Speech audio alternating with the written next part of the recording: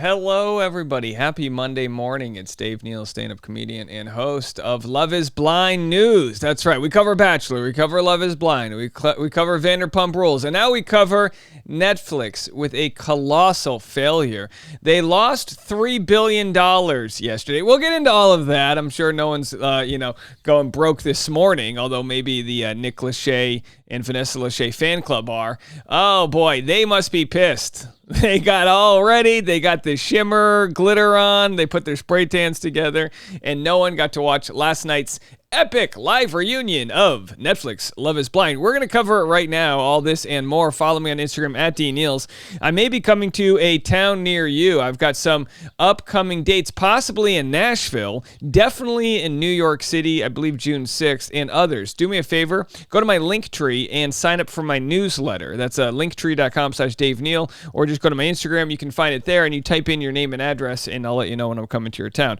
All right, let's get into this epic failure.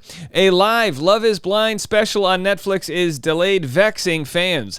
The streaming service, which was making a rare foray into live content, left fans hanging for more than an hour as they signed in to watch a highly anticipated reunion episode. That's right, it was an absolute disaster. Here's what Vanessa said last night. "We are so sorry we're late," Vanessa Lachey, who co-hosts a show with her husband Nick, said when the show finally began. "We are no longer live, but we are now finally here." And some people were able to get in, live. It was like an exclusive club. Most people, as I record this on Monday morning, still can't get in. It was Netflix's second foray into streaming programs live. Last month, it streamed Chris Rock's live stand-up comedy special. And then, of course, this one was the failure. All right, let's see what they have to say. There's an issue with the live stream. Was the first, because we all tried to sign in. We're hitting it. I'm yelling at my lady, "What are you doing? You're not hitting the right button. I'm hitting the button. Nothing's going." And then we take to Twitter and everything, all hell broke loose. After an hour, we realized probably it's not going to happen. Netflix brought on a different company than the one that has produced the last 4 seasons of the dating show. Sunday's program was produced by Embassy Row with Brandon Monk and Michael Davies as executive producers. I got to tell you this. It doesn't, to me, sound like it's a problem with the producers in the production company. It to me feels like everyone who was in the building, all of the different cameras and switchboards, all of that goes to one place. It goes to a stream and it uploads to Netflix. I believe, if I had to take a guess, that the production company did their job. They had run all their tests, but Netflix had some sort of issue with too many people trying to sign in from your mother's account, because none of us actually pay for the thing. And anyway, but it already seems here like that Netflix is trying to slam the production company. But, it's not rocket. It really isn't rocket science. I mean, I live stream all the time. I can figure it out. YouTube, obviously, a more mature live streaming app than Netflix is, but get it together. All right, so Netflix posted this late last night. Love is Blind, the reunion, will be available globally at 12 p.m. Pacific time on April 17th. Today, Patriots Day, and shout out to all of our friends who are running the Boston Marathon. 1 decade after the tragedy that took place there, Boston still strong. Solidarity for my New Englanders, and of course, all of us out there who overcome adversity to achieve our dreams, not just by running a marathon, but in Boston's case, by recovering from a national tragedy. Okay. And if you want to watch that documentary on Netflix, very well done. I think it's called Boston Marathon, an American Manhunt, something like that. Very well done. They just released it. Okay, so Blockbuster tweeted this last night. It looks like they deleted the tweet. "Remember renting VHSs from us? You could start it on time, no problem. This is what we get." Redbox said, "Solidarity, bro."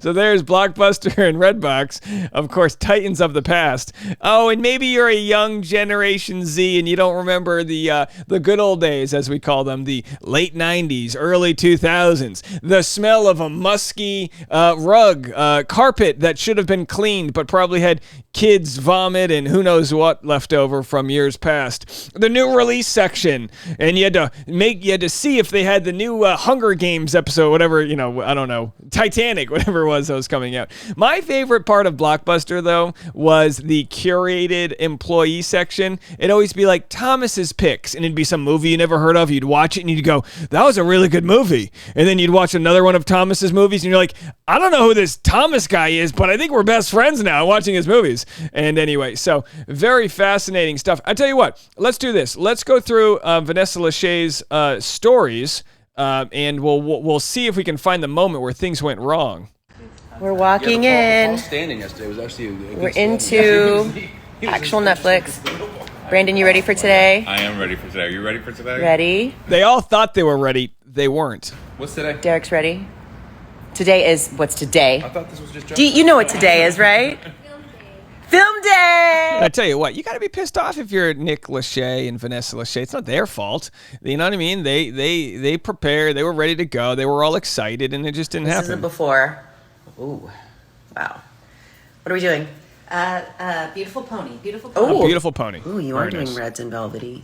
Okay, and there they are, getting ready, almost ready And we're for not rehearsal. done yet. We're gonna redo the hair, but we're gonna go do a quick dress rehearsal. Oh, they're going to redo the hair. Oh, boy. Somebody's getting fired. Not only did Netflix not do the live stream on time, but they didn't get the hair right. my dress. I'm letting y'all pick the earring. We got this fun starburst. Don't care. So there they are, rehearsal done. It was always there. Leg shimmer. I don't know about, you guys might not know this, but one of the ways I make my channel so successful is by putting on leg shimmer every morning. You just can't tell. I think she knew. But there it is. Her life was Okay, nice. Can we skip to the good part? All right, the before, the after, all the makeup, the contouring. Last looks, baby, we're going live. You ready? Wait, this is how I look? Oh man. That's how you look. All right, I'm not gonna show you. Do you see, was there an extension cord unplugged in the background? Did you guys see that? I think I found it out. Did they try to turn the router on and off? Oh boy. And here they are getting ready, ready. Vanessa? Literally moments before they were supposed to go. And of course they were left kind of blue-balled, I guess it would be the metaphorical term there. All right, we were on the edge of our seat, if you will, and it didn't show up. They did record it, and we'll have to see. I haven't watched it yet because it's like I'm not going to spend my whole morning buffering and waiting for it to go down. But it's very fascinating. Now, just for a clickbait status here, Netflix is down 2.32%, and with a $147 billion valuation, that is $3 billion. Now, did they lose $3 billion? No, it's all fake stock money. Now, if all of your money was in Netflix and you were trying to buy a home, and today you were like, I'm going to take all my money out of the stock market, maybe you don't do that. It's down 2.66% now, but maybe it'll make a rally. We'll have to see. I think the short-term speculation is stupid to discuss, but of course, we've been covering this other story. Anheuser-Busch, aka Bud Light CEO, offers flat apology following Bud Light's Dylan Mulvaney backlash. I've been covering this on the Bachelor Rush Hour podcast. Now, look, I'll tell you what, my wife did a ambassadorship with Bud Light. They sent her a 6-pack of beer, and she got paid, I don't know, X amount of money to promote it on her Instagram. They do this with tens, if not hundreds of thousands of people, and they did it with Dylan Mulvaney, who is trans. And because of that, it created a giant backlash. Kid Rock was trying to, blow up Bud Light. And then here, the spineless CEO of Anheuser-Busch says, we never intended to be part of a discussion that divides people. We are in the business of bringing people together over a beer.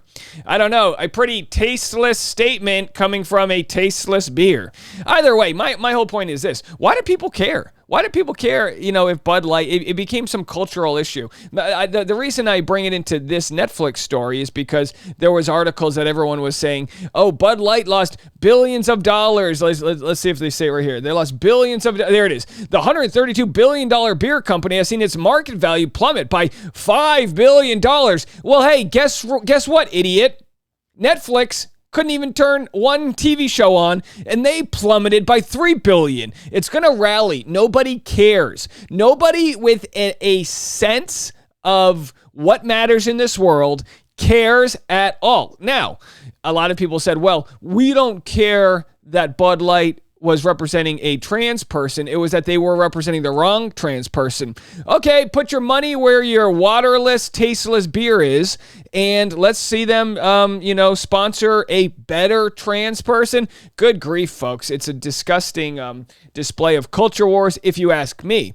But either way, it's interesting because only I could make a show like Love is Blind relate back to a cultural issue like Bud Light's trans issue here.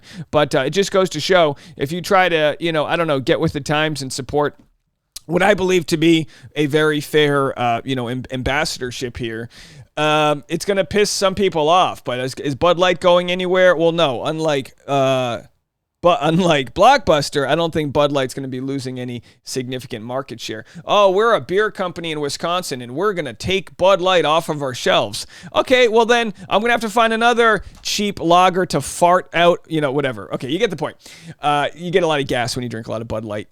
Dollar Bud Light night. Either way, go get a, I'm trying to think of have a Dos Equis. Have a nice Mexican lager. That's probably a better beer for you.